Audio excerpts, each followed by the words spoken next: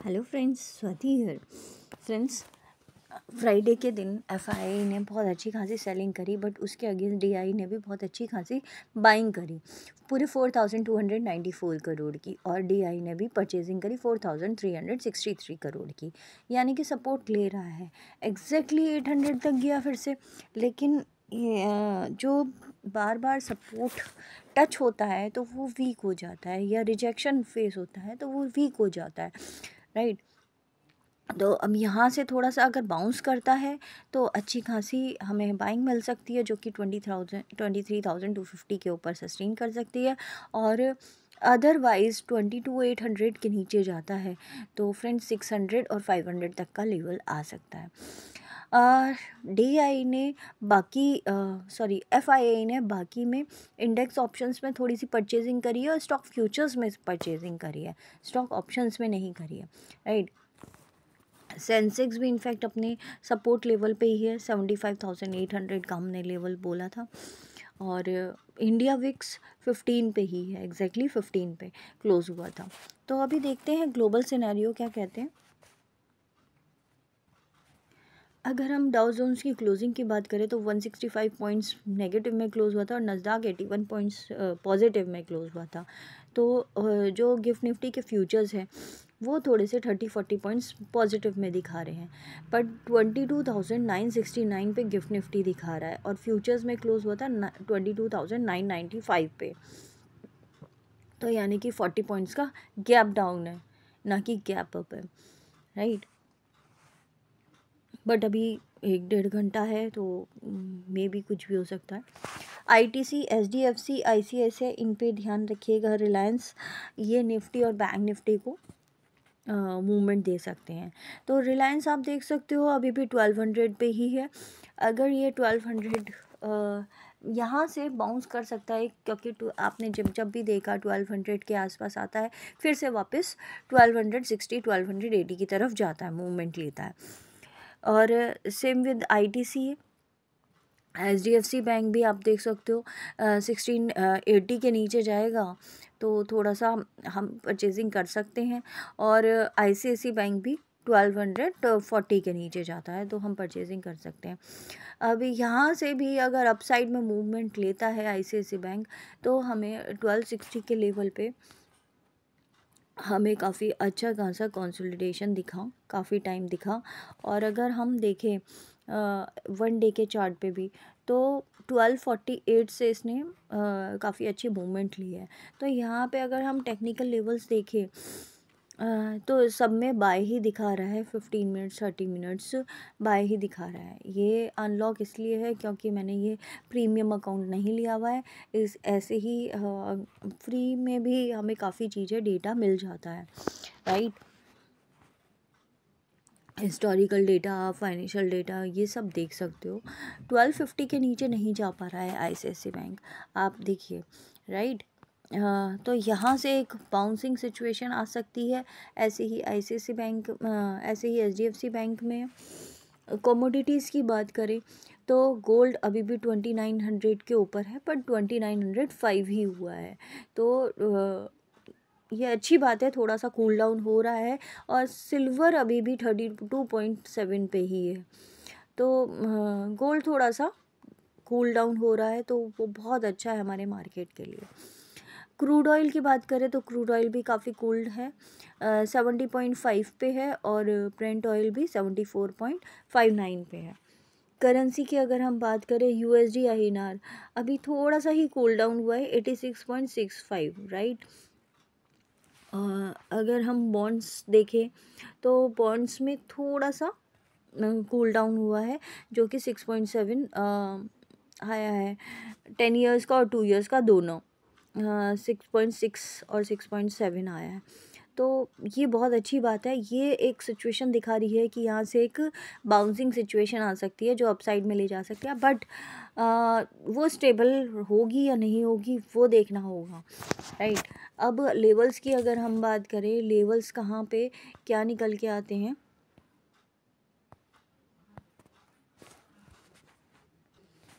आप देख सकते हो। यहाँ पे हमने थर्ड टाइम ये हमने लेवल टच किया, राइट।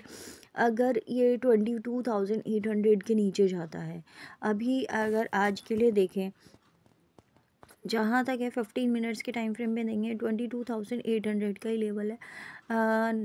15 मिनट्स के टाइम फ्रेम पे हम देख रहे हैं 900 के अगर नीचे जाता है और 880 इनफैक्ट 880 के नीचे जाता है तो हम एक 800 के नीचे का भी लेवल देख सकते हैं जो कि 600 तक ले जा सकता है, राइट।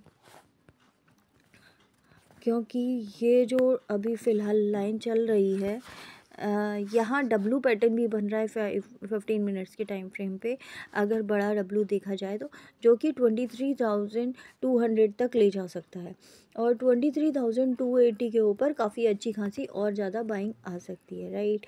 जो कि 23,500 और फिर 23,750 तक भी ले जा सकती है, जो बड़ा डब्लू बन सकता है, राइट।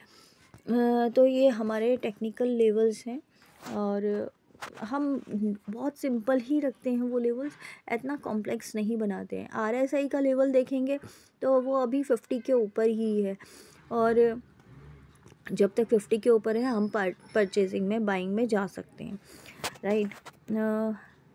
MACD लगाया हुआ मैंने इंडिकेटर एक और एक RSI लगाया हुआ है, राइट। ये तो है निफ्टी के लेवल। अप साइड में और डाउन साइड में मैंने आपको बता दिया है।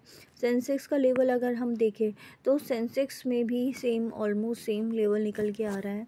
15 मिनट्स के टाइम फ्रेम पे है 75,500 के नीचे अगर जाता है तो काफ़ी अच्छी खासी नीचे मूवमेंट आ सकती है, बट आज के दिन लग रहा है कि अप साइड में ही मूवमेंट आना चाहिए। 76,000 के ऊपर निकलता है तो हमें 77,000 तक के लेवल आराम से मिल सकते हैं, राइट।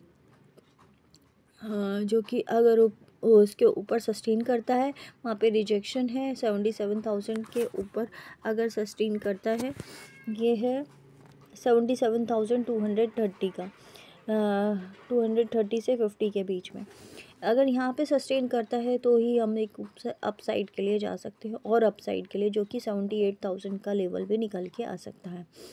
और अगर हम AC के नीचे रहते हैं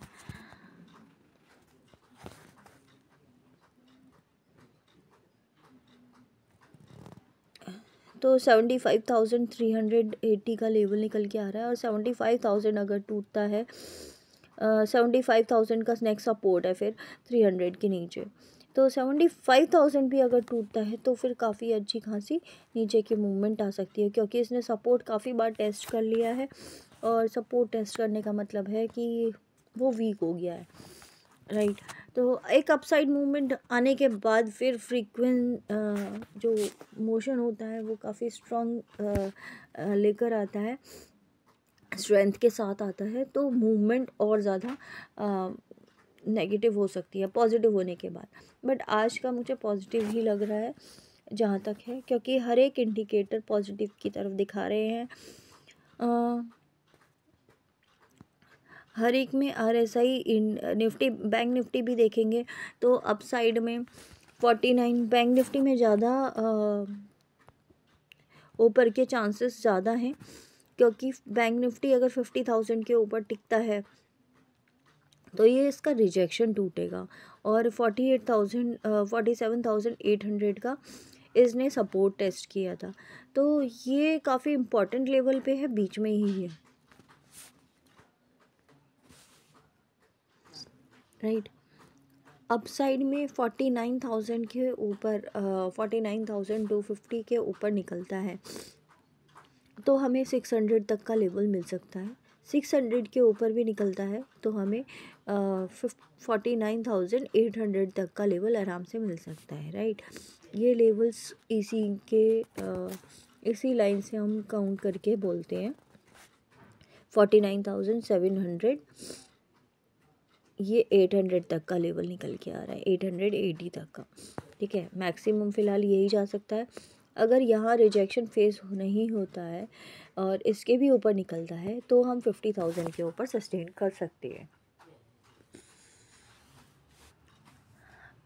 यहाँ से अगर ये नीचे की साइड जाता है तो फिर वही लेवल निकल के आते हैं 48,000। अगर 600 तोड़ता है तो 48,500 और फिर 48,000 भी तोड़ता है तो आपके 47,800 तक जा सकता है। 47,800 भी अगर तोड़ देता है तो 48,000, तो हमें काफ़ी नीचे के मूवमेंट मिल सकते हैं। फिर 47,000 और 45,000 तक के भी मिल सकते हैं, अभी नहीं बट हाँ जल्द ही मिल सकते हैं, राइट। देखिए टेक्निकल लेवल्स क्या कहते हैं। मार्केट में इतनी सारी पॉजिटिव न्यूज़ है, मोदी जी आ गए हैं दिल्ली में भी, और आरबीआई की पॉलिसी भी पॉजिटिव आई है, बहुत अच्छी आई है, उसके बाद भी मार्केट नेगेटिव रिएक्ट कर रहा है। तो मार्केट अपने टेक्निकल्स पे ही रिएक्शन देता है, न्यूज़ बेस्ड जो है वो कभी कभार चल जाता है, बट हमेशा मोस्टली 80% जो है वो टेक्निकल्स पे ही चलता है। कहाँ से बाउंस लेना है, कहाँ पे सपोर्ट लेना है, वो हम लेवल्स से ही पता कर सकते हैं, राइट।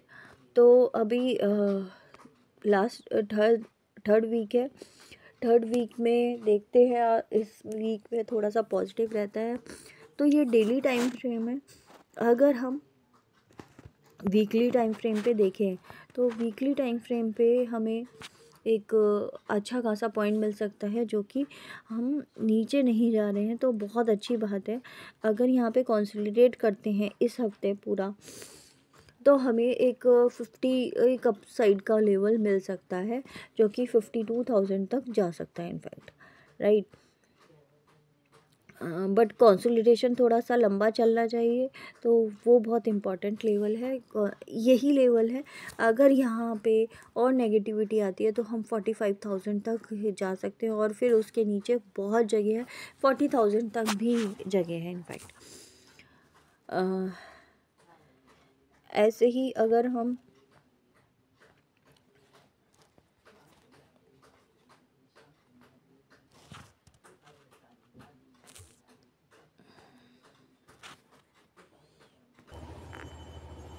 फ्रेंड्स, कुछ टेक्निकल इश्यूज़ हैं इसलिए मेरा नेटवर्क नहीं चल रहा है, तो डेली टाइम फ्रेम पे कल देख लेते हैं। डेली टाइम फ्रेम पे हमें अच्छी खासी मूवमेंट मिल सकती है, जो कि डब्ल्यू पैटर्न पूरा कर सकता है, और डब्ल्यू पैटर्न पूरा करने के लिए निफ्टी को अप साइड में जाना ही होगा।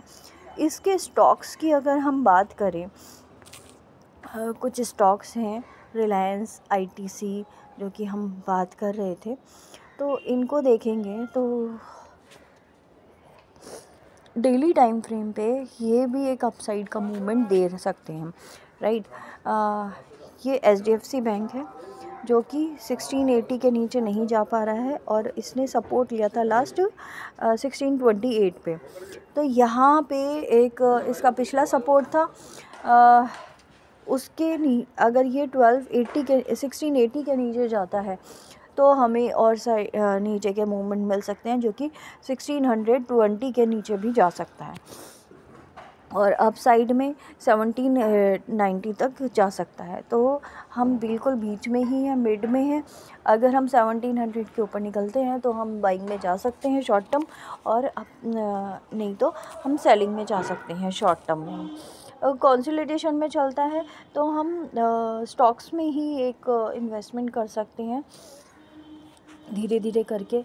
जैसे कि आईटीसी आपको दिख रहा है 410 के लेवल पे, यहाँ पे एक अच्छी खासी बाइंग हो सकती है, और डेली टाइम फ्रेम पे ये 3-4 दिन से यहीं पर है, तो यहाँ पे एक बहुत अच्छी खासी बाइंग मिल सकती है हमें 410 के लेवल पे, जो कि आपको 500 तक भी ले जा सकती है। तो 80-90 पॉइंट्स इसमें भी हमें मिल सकते हैं शॉर्ट टर्म में, लगभग एक हफ्ते के अंदर मिलने चाहिए। कंसोलिडेशन के बाद इसने 2 दिन में ही काफ़ी अच्छा मूवमेंट दिया था, बट आईटीसी का जो ट्रेंड है वो नीचे की साइड ज़्यादा है। ऐसे ही रिलायंस की बात करेंगे तो रिलायंस में भी यही है,